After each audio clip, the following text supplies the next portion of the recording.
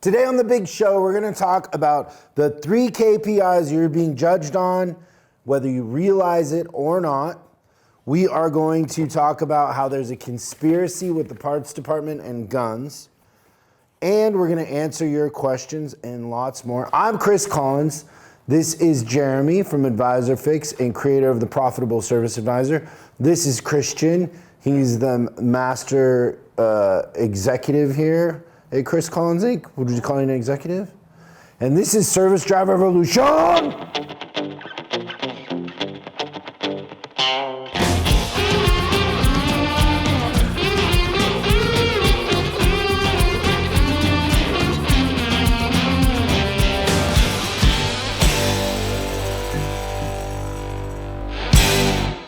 Did you guys see these shorts that Tesla made? So, you know, Christian has a Tesla.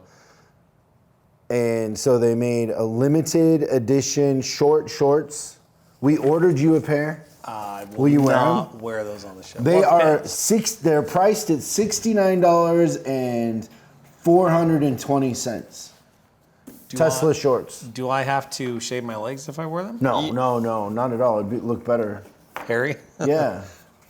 Okay. You have hair on your legs? A little bit. Yeah, perfect. Yeah, we're good. As a Tesla owner, what do you think about that, Christian? Like the model, not so much the shorts for Jeremy. Dude, I think you would look great in those. No, we ordered them in your size. It'd be tighter tall. on you. Mm-hmm. They would actually look like basketball shorts on you. We run a competition with our coaching clients every month that weighs the service advisors against each other in different categories and then different groups. So like if you're an advisor at a Ford dealership or GM, you're in the American group.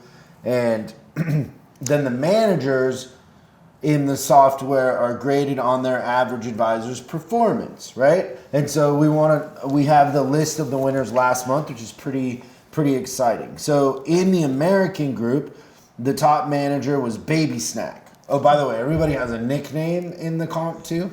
So Baby Snack, congratulations, Baby Snack, good job. Second place is the House. And the top advisor in the American group is the Closer. Second place is Carlos Bows to Me. Third place is Frankie. Fourth place is Dingers 15, and fifth place is Uncle Rich. What would your nickname be in this?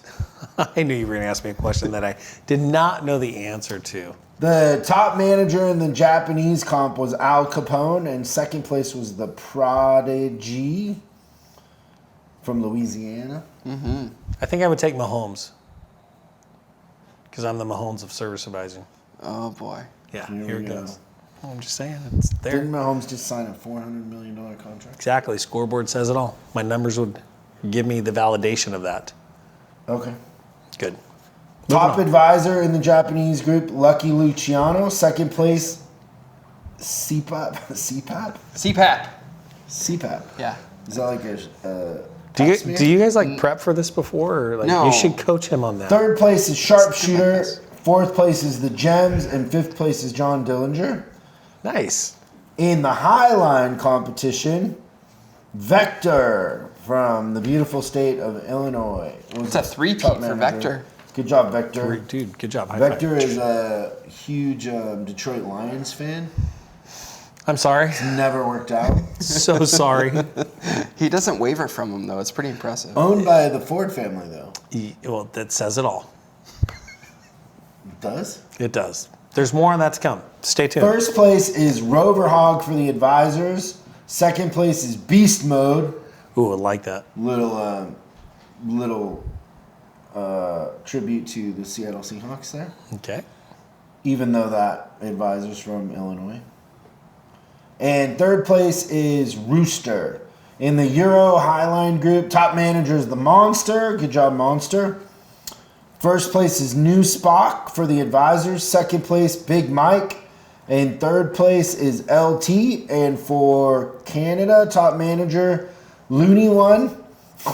Top advisor, Roadrunner. Second place is Michelle Man in the Asian Zing group.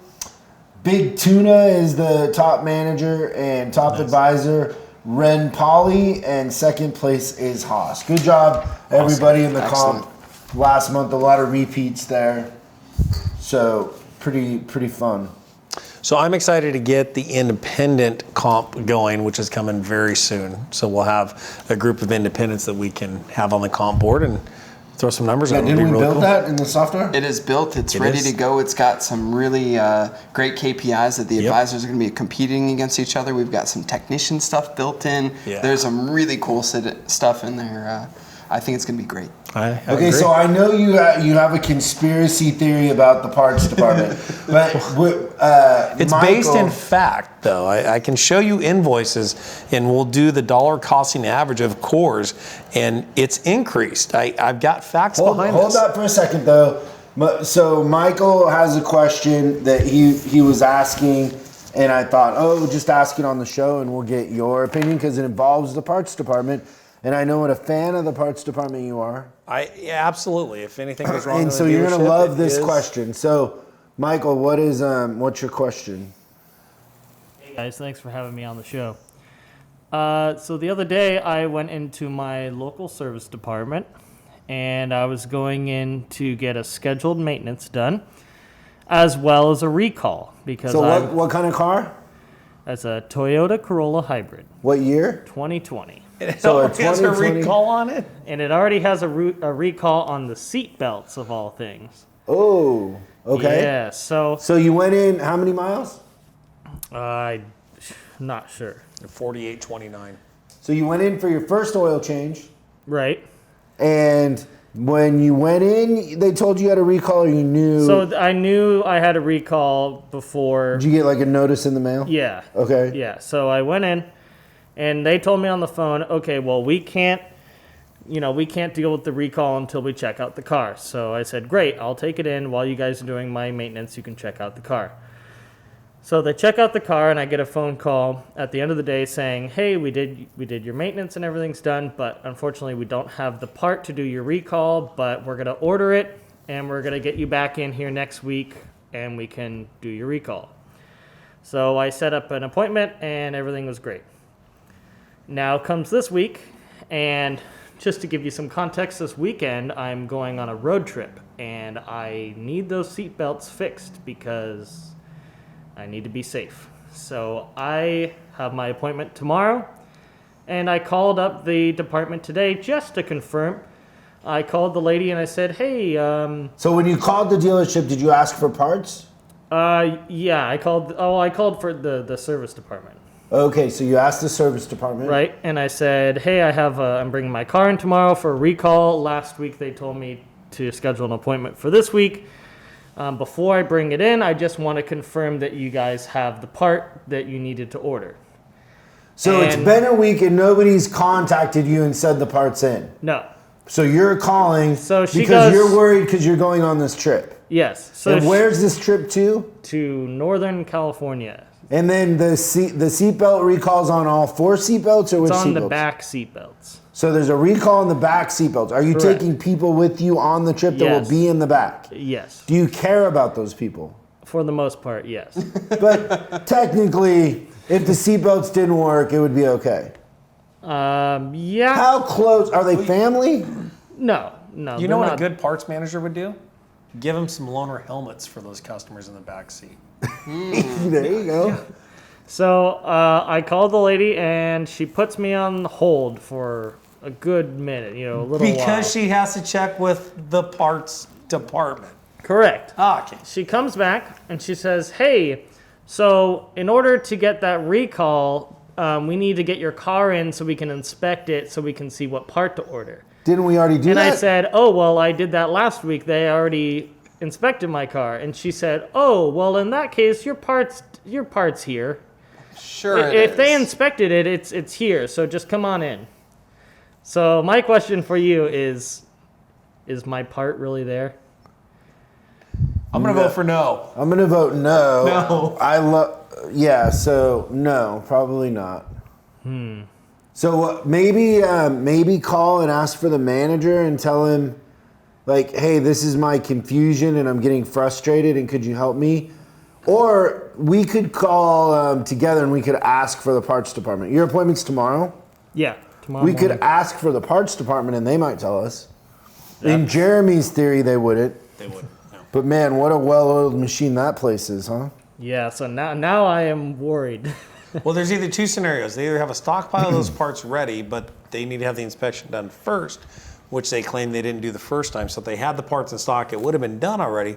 But I have seen countless advisors say that the parts are on order, and then the parts are perpetually on order, and it never shows up. You're taking this to the Toyota store by you, right? Correct, yes. You know that one of our clients is the Toyota store down here, Lithia? That's not the one I took it to. Yeah, in the future, we might be able to set you up. See, they probably would have sent him a text message that says, hey, your part has arrived. We're ready for your appointment. Confirm your time. Push a button. Well, at least we might Right? know somebody there. We got the Yeah. inside track. We can hook you up. Yeah, well, that. Yeah, the part's not there though, Michael, No. for sure. All right, so what do I do if I want to go on a road trip this weekend? Well, What I are my have 4 options? extra helmets at home. You can borrow 2 if you need to. Okay. I would call and talk to the parts and maybe ask for the parts manager, but make a big deal out of it. Okay. And I would make them physically touch the part. But That's it one is of the things it you wanna is make sure sad to that do this is Now, the experience. should for I customers. take my car in tomorrow, just to see what happens? No, not without them confirming they have the part. Yep.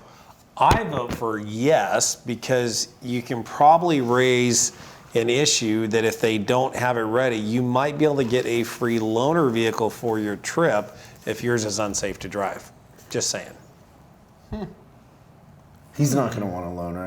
I can tell you by knowing him. I would much rather put the miles on a loaner car than my car. No, I mean, if they're cool with me taking on a road trip, then Well, just tell them you're driving it locally. They don't check. But what are the chances that Toyota store has loaners? They might have a Camry for them. They don't have the parts for the recall. They're not going to have a to extra be car fair, just to laying be around. fair, when I brought my car in the last time, they asked me if I needed a rental or a loaner.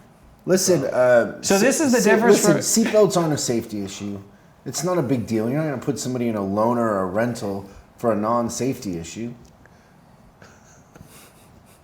I feel like That was a joke, Michael. I feel like the Yeah. world just got I turned could just upside get down. some bungee cords. This is what I say. Invite a couple friends that you don't really like, and put them in the back. Put 'em in the Hey, ejector tell seats. your friends that are with you that the person that buys lunch that day gets shotgun, and the other 2 are in the back. You gotta Who pays for preferential gas? treatment, and the people in the What's back. funny is the Toyota dealership he's going to has always been a nightmare.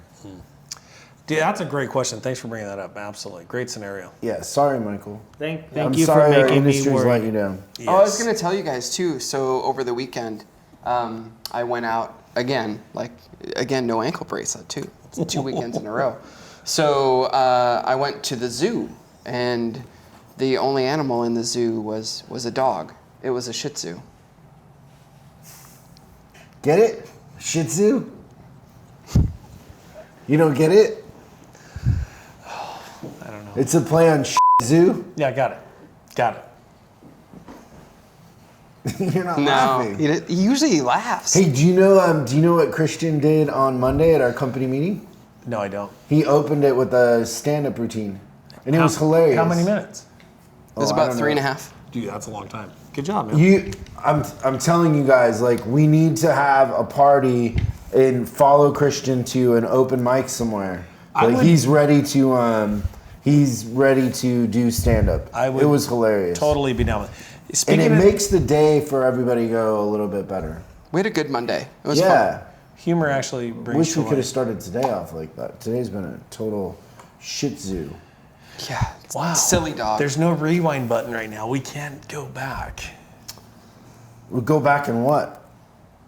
Well, Not talk about shih tzus? We could re-elect our Oh, what's your parts conspiracy? well, this is hot off the press. So you know they shut down Congress up in Sacramento in California. I did not know that. Yes, they did. Yep, because they sent it. There was like 5 people tested positive for COVID. However, In hot the off- California Congress? in California Congress. Yeah, one of well, them you know what they tested positive for here in California?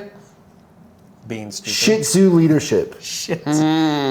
Shih Tzu leadership. That's what they tested positive How for. did you weave that There into the isn't, theme There of isn't a today? leader from our governor to our mayor. There isn't a leader in the bunch of them. When are you running for office? Yeah, Chris that's a Collins joke. for governor. You heard it here first on Yeah. SDR. Yeah. You know what? That's a funny thing about politics. What's the What do politics and diapers have in common? They both have Shih Tzus in them? So close. They're full of They always need to be changed, and for the same reason. Yeah. nice. It's a disaster. Now, I've been tracking our purchases at our shop, and I've noticed something with dealership parts departments, and the core pricing on parts is skyrocketed. So what I've uncovered through our very special journalistic channels and investigative reporting is this. The parts department in the United States, especially in California, starting here, because they're going to do this first in California, they're going to take our guns away from us. Okay, they're going to take the guns away. So the parts departments... Only in California. They're going to start in California, then they're going to roll it out to the rest of the United States. What they're... So you think that they're going to take guns away in Texas and Oklahoma and... At some point they will. Come on. At some point in the future they will. Try to do it. Now, what I've discovered is this. We put a lot of blame on the parts departments and parts managers, right? And a lot of it We do or you do? We do. Okay. Wait, you're saying I do? Well, I feel like you drive the train. I feel like just the way you started this out, like... Wait, is this a solo? Dealership parts departments. Okay, well, let me get the story out. Here's what's happening. Parts managers all across the United States Breaking news. Are gathering raw materials because when they take the guns away, they're going to melt down the cores to build new guns. And that's why the price of cores have gone up. Yes, because they want all this stuff back. Got it. Absolutely. That's... And so you have this, like, you read this on the dark web, or how did you find this out? We did some very undercover investigative reporting. Late at night, we had some hidden cameras in the parts trucks that are actually not dropping off new parts. They're loading up all the cores. That truck we followed got lost. It took a hidden turn, like through the Bat Tunnel. You remember how that was, the Batmobile? Like it was yesterday. And I think they're stockpiling them so when they take our guns, raw materials. Yes. So then we want to make friends with parts managers because they will have the guns when they take our guns? Yes, That's right. absolutely. Okay. They will become masters of So we smelting. need some parts manager friends. Yes, we do. Good. Maybe you might want to start being nicer to parts managers? I'm not mean to parts managers. I love parts managers. There's a possibility. Most of the stuff that goes wrong in the dealership is their fault. I can't help it. Did you guys see the 4th of July? I was on a tractor on the 4th of July. Tractor? I was putting sprinklers in, finishing up some yard work, making the jumps a little bit bigger. Remember, Well, I'm going to backflip. you're on the outskirts. I'm going of to things. backflip on my mountain bike. It was here like soon. World War III here in downtown LA. It was how I imagined Beirut, is what Yeah. it sounded like. And it just went on for hours, and it didn't stop. 3 in the morning, I woke up, and there was still stuff going on. Walked out on my balcony. You everywhere talk about a turn. broken culture. The culture in Los Angeles, our mayor is a moron. All Democrats, by the way. Our governor is a moron, and it is a broken system. There's no pride here. People literally just take a dump in the middle of the sidewalk. There's homeless people everywhere. There is no pride here whatsoever. Nobody cares about the city. Nobody really, wants to be here anymore. It's like a bunch of zombies walking around, and I'm very curious why I feel like I'm about to get a prostate exam. No, it's not prostate. I heard that coming down, it was amazing If you're how listening dirty. to this, Jeremy's wearing black rubber. Super serial killer style. Oh, like The only thing feels he's good. missing is My the alter Vaseline. ego. My alter ego is coming out here. I can't believe how trash this city is. Like, I think I was down here a couple months ago, and now it's just ridiculous. But I heard that you guys there was a body found right outside the building here. Just another across the Monday. street, dead body in the bushes. Yeah. So I forgot my face shield. I've got my mask, but I needed to wear gloves today. Yeah. So yeah. No, it's insane. It is insane. I don't understand it. I don't understand why people don't want to have pride to live here. Yeah. Like So- it used to be such a cool place to live. Like, I'm the kind of person, like, I hate little towns. I love diversity. I love art, culture, big cities. But this has gone way too far. Like, I can't even walk to the gym in the morning. Like, there's homeless people on every sidewalk. They're everywhere. Yeah. The parking lot that I parked at, half of the stalls had sleeping bags on them. I don't doubt not that even kidding in the you. least. Yeah. That's crazy. That's just, to me, and this could be another conspiracy theory. This is the government's way of pushing us and seeing how far they can push us. And I was just amazed at, the 4th of July, the firework display. I watched the Macy's display on television with my kids, and it was crazy how they had all those fireworks all over New York City. I thought the Empire State Building was going to actually catch on fire. It was crazy. But for Los Angeles just to cancel everything, I mean, I can understand we don't want public gatherings and all that, but the fireworks are up in the sky.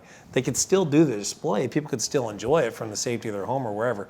It's crazy. They're pushing us There's too no far. leadership here Nope, whatsoever. not at They're all. just trying to get by. Yeah, absolutely. They don't have a plan. They don't know what they're going to do. Their deficit is, I think they're estimating it at $53 billion. They're going to have to raise taxes. Taxes here are already the highest in the country, or maybe second highest behind Manhattan.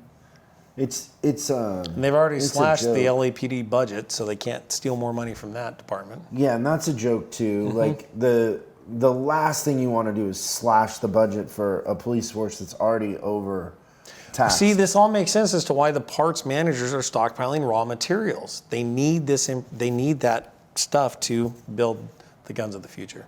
Yeah, The guns of the future. Okay, our subject today, and I love this, and it was Christian's idea, is the 3 KPIs you're being judged on and don't realize it. And so the first one is profitability, right? So the thing that we find more and more, and I think it applies to shop owners too, is you ask like, what is your profitability? And nobody knows. And I always thought that the reason for doing business was profitability. That is the nature of the beast, for sure. Like the reason for doing charity is not profitability. Unless you're a very profitable nonprofit.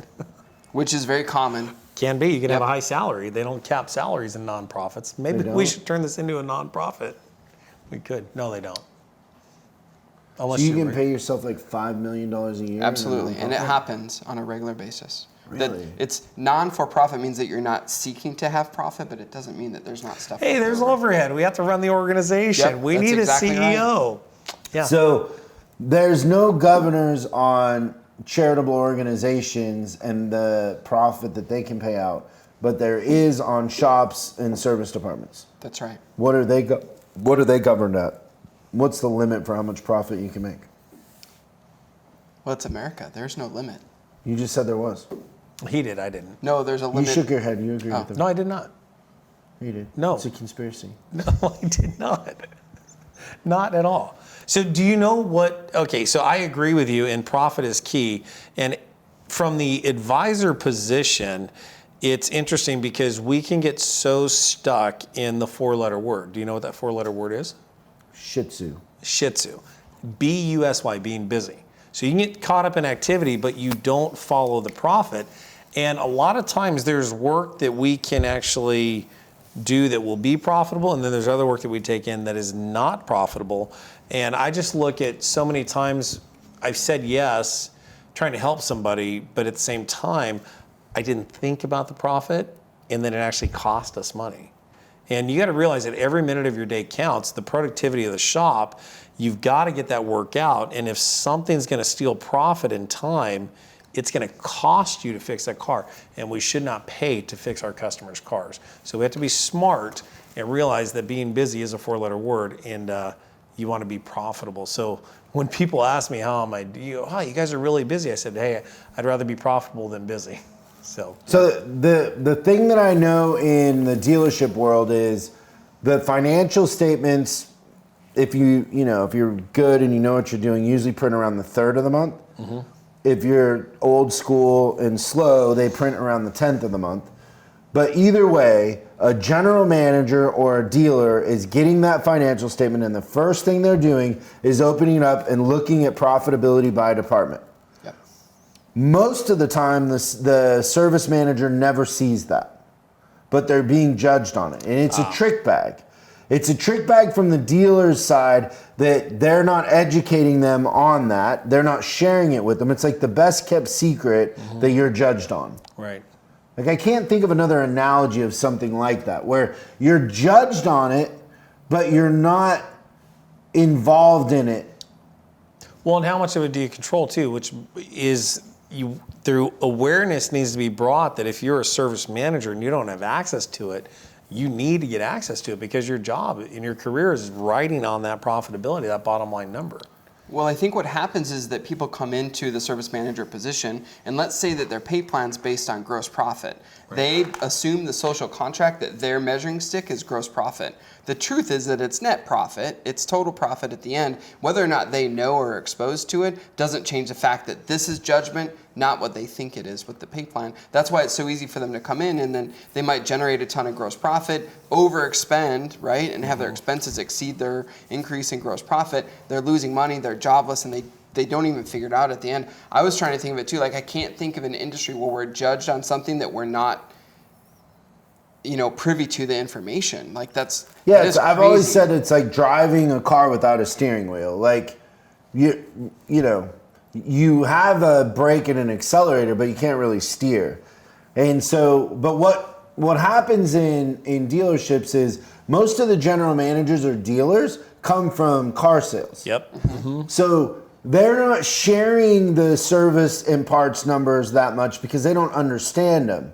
So it's kind of like, I know this, I know sales, I know F&I, so let me work on that, and I don't understand this, so it's a necessary evil, but they don't understand that like every month that you don't make that other $100,000 adds up to $1 million a year. Like how many times do we go into a dealership and that break even becomes millions of dollars? Oof. Like very quick, because $100,000 a month, $200,000 a month, it adds up, right? Like you were showing me a client that was that literally, if we stayed on that pace, would be $10 million a year. Yeah, it would be no. If they do it now, they're almost $13 million a year. But the important thing is when we started that program, it was less than $100,000 in net a month. Yeah, but $13 million of unfound cash that goes right. We're talking about the bottom line. Yeah. We're not talking about $13 million in sales. We're talking about $13 million in profit. Wow. So just think about huge number. Another $100,000 a month adds up to $1.2 million. Yep. Another $200,000 a month, right? Like we've had service departments that are making $500,000 a month in profit. Profit. Wow. Not adjusted profit on a forward statement. Yep. Not, gross profit. We're talking about bottom line $6 million a year, right? Well, and I think the important thing right now is to understand that the pricing of our service and the labor is going to drive profitability. And labor is the one thing you can control. I can't necessarily control my part pricing, right?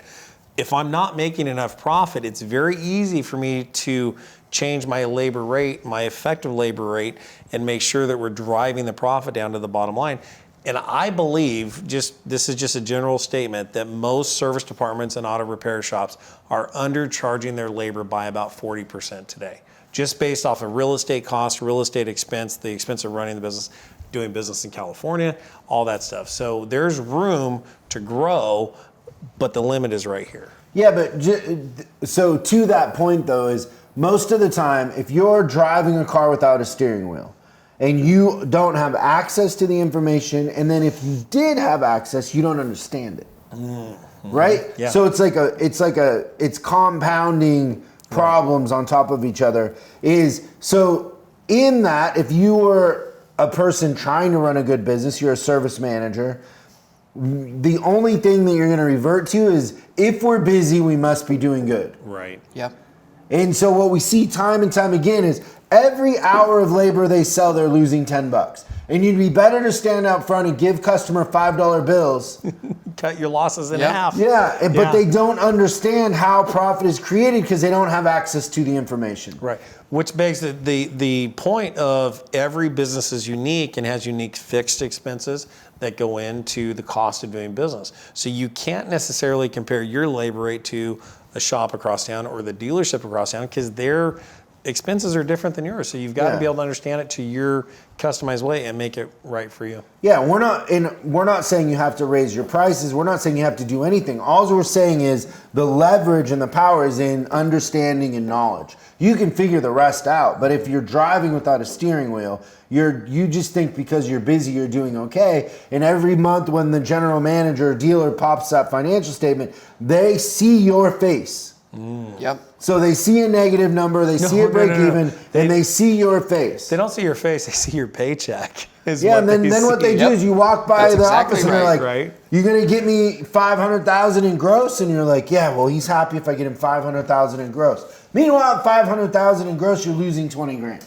Because you discount your way into the $500,000 or whatever, right? And then your pay plan's built off of the gross profit, so the general manager just overpaid you for negative net. Yeah. That's not a good long-term perspective for career. My advice to anybody listening to this that is in this situation is I would trick them into giving me the information because they're not smart enough to do it on their own, honestly. Like, they're not. So what I would do, and I don't know what you guys think, but I would go to them and in a cool way say, hey, I want to be mentored on this. Would you mentor me? And play to their ego, because dealers and general managers have huge egos. Play to their ego and say, hey, I'm trying to learn this. Will you mentor me? You're super good at it and smart and a genius. And so would you please mentor me and teach me this? And then you probably will get to see it and you'll start to have access to it. But I would do that because the turnover in service managers happens more because of this reason than anything else, even though nobody realizes it. Yeah. You're firing the service manager because he's not getting you a result, but you never gave him the tools or the training to get the result. I don't know how many times a dealer calls us and they're like, hey, we're going to hire you as soon as we get a new manager. And we're always like, give us the manager you got. We can fix him. People are smart. Like, if he shows up every day and he cares, we just need to teach him what he's looking at and he'll figure it out. Yeah. Mm-hmm. But I think we were tracking it for a while. We're 90% at saving those managers. Yeah, it's super high. And the thing is that and I think that's probably the best part of our job, is that we get to go in somewhere and someone, maybe they're on the ropes, right? They're just about to go out and sometimes they know it, sometimes they don't, but you actually change their own worth of what they're seeing themselves, and they actually get to learn tools right in front of yourself. And like, our favorite thing is when a manager that was on the ropes and just about to go out turns it around in 90 days, and all of a sudden they're like this new person, and then they're irreplaceable, right? Mm-hmm. At that point, they've got the tools, and it's fun to see how often. But I'd much rather train an existing manager than go out and start all over fresh. Absolutely. Number 2 is the customer experience, customer satisfaction, and retention. I like that. What does retention mean?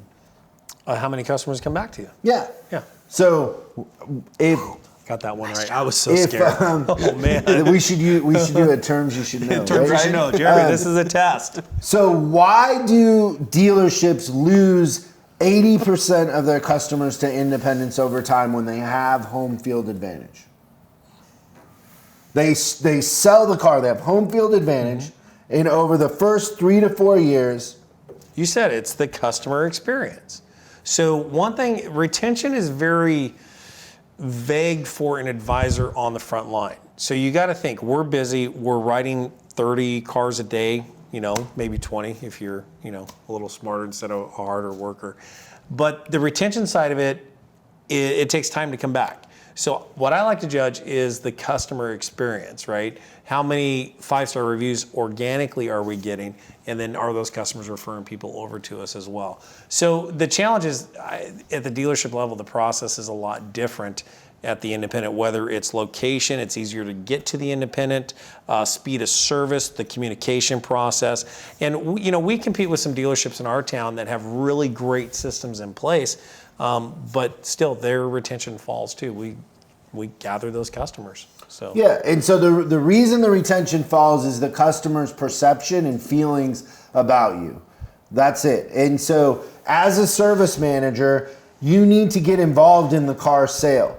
You need to own the idea that you have home field advantage, but how those customers are trained, how they feel about us, what they're scared. They perceive that your prices are too high. They perceive that, like Michael, it's a joke, right? He buys a new Toyota and just a simple recall for a safety item.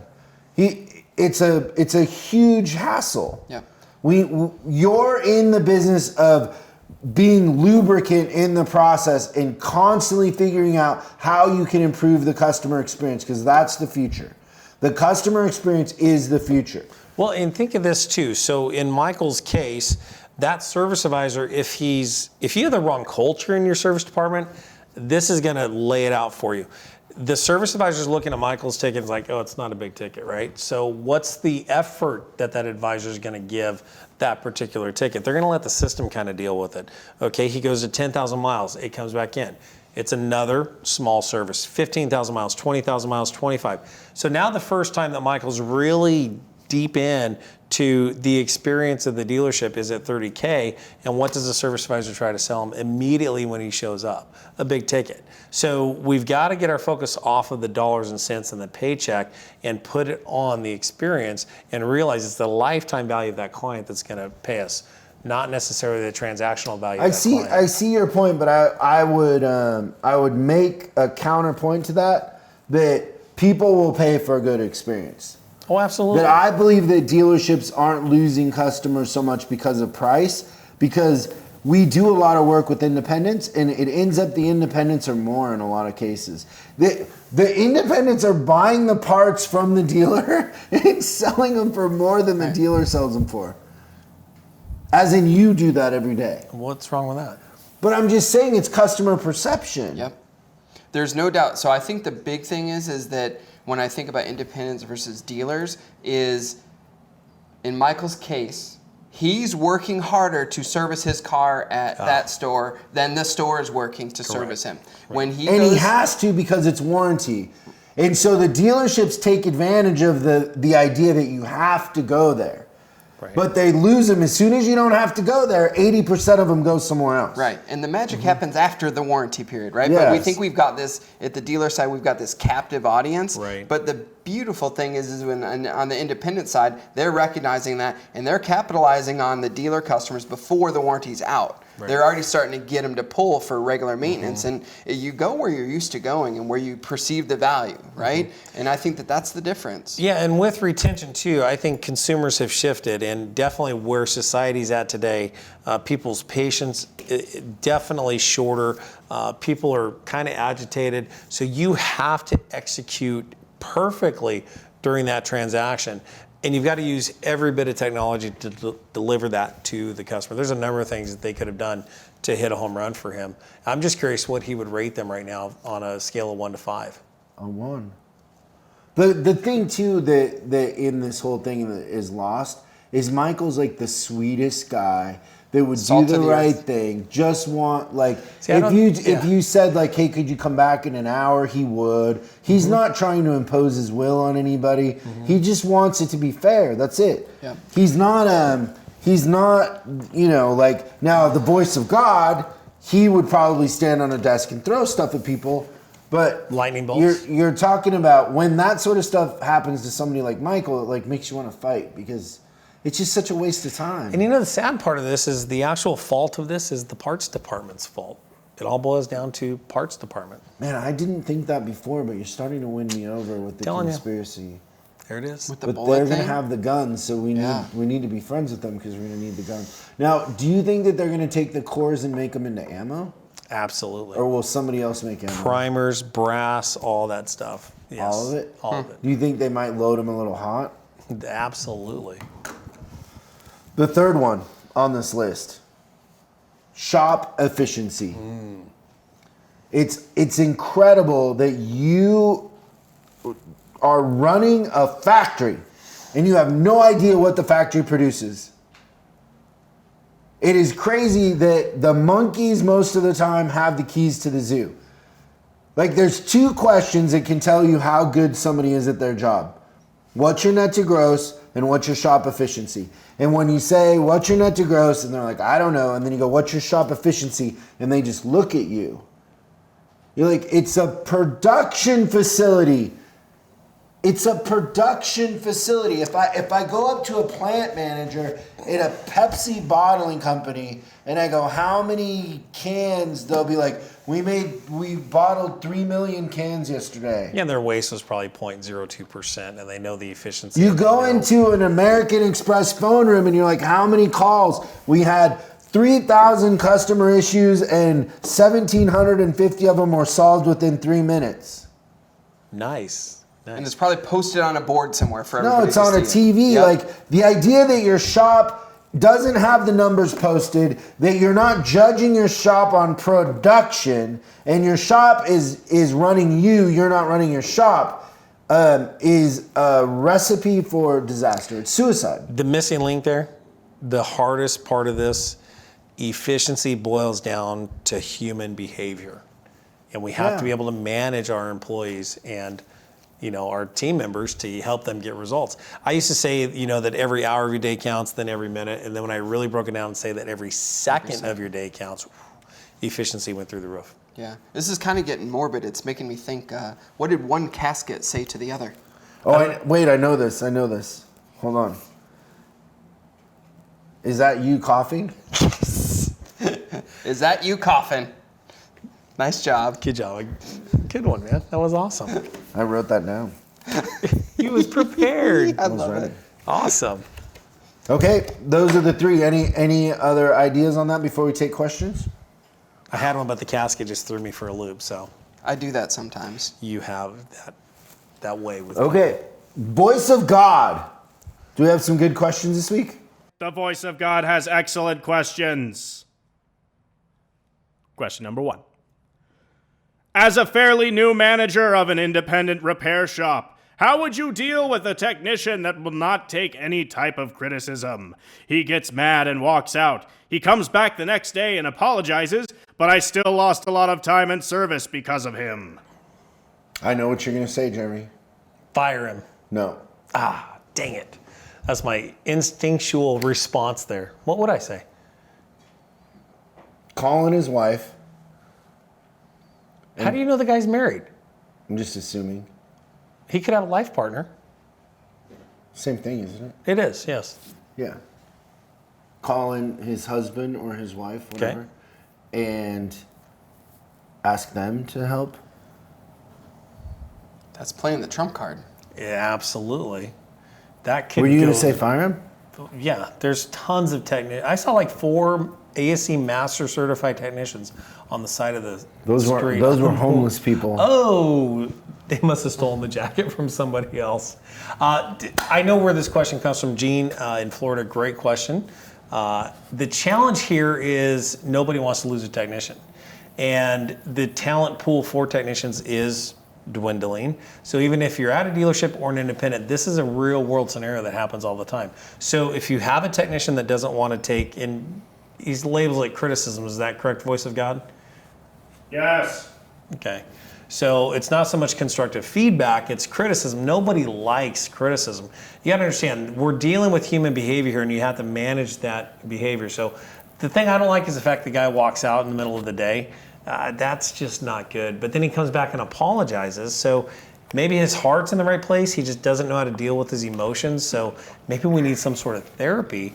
I bet Obamacare could underwrite that. What do you think? Oh boy. Oh boy. Here we go. What do you think? So I think that in order to be able to do the criticism with the technician, what I would want to do is I'd want to pull the whole thing back. One, I would explain that the behavior is not acceptable. And then the second thing I would say is before you make a withdrawal, you have to make a deposit. So you have to connect with your people. You have to look and say, here's what I expect out of you, and if you're not doing this or if you're doing this, then there's kudos or there's corrections to be done. And then say, there's going to be times when I'm going to give you corrections. It's because I care and I want you to be the best version of yourself that you can be, and I'll need you to accept that criticism, grow and learn from it. But what I would do is I'd make some deposits first before taking the withdrawal out and the criticism. But the other line in the sand is that like walking off a job and storming out, like we're not in preschool. Like we Almost as bad as throwing a wrench.